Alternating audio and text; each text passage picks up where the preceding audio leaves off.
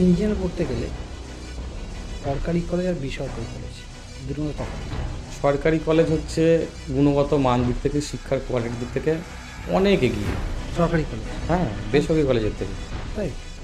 কারণ সরকারি কলেজে আগে তুমি একটু পিছিয়ে যাই বলি, তো দেখা যাবে যে এত প্রাইভেট কলেজ কিছুই ছিল না, তখন শুধু সরকারি কলেজই ছিল।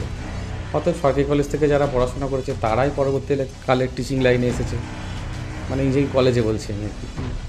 তো সেইখানে থেকে তারাই আবার ভালো ভালো স্টুডেন্টরা বেরিয়েছিল বলেই তারা ভালো টিচার হয়েছে। তো ভালো টিচার যেগুলো আছে সব গভর্নমেন্ট কলেজেই বেশি তুমি পাবে, তুমি প্রাইভেট কলেজে তখন অতটা ছিল না। এইবার যখন ইঞ্জিনিয়ারিংয়ে পড়ার চাহিদাটা বেড়ে যাচ্ছে, তখন এই প্রাইভেট কলেজগুলোও মার্কেটে চলে আসে। আচ্ছা, টোটালটা একটা সত্যি কথা বলতে মার্কেটিংই হয়ে গেছে এডুকেশনের এই প্রাইভেট কলেজটা। একটা সময় ইঞ্জিনিয়ারিং বুম এসেছিল, হ্যাঁ, মানে ঘরে ঘরে ইঞ্জিনিয়ার ম্যানুফ্যাকচারিং হতো, মানে বলতে গেলে ডিগ্রি নিয়ে বসেছিল। একদম।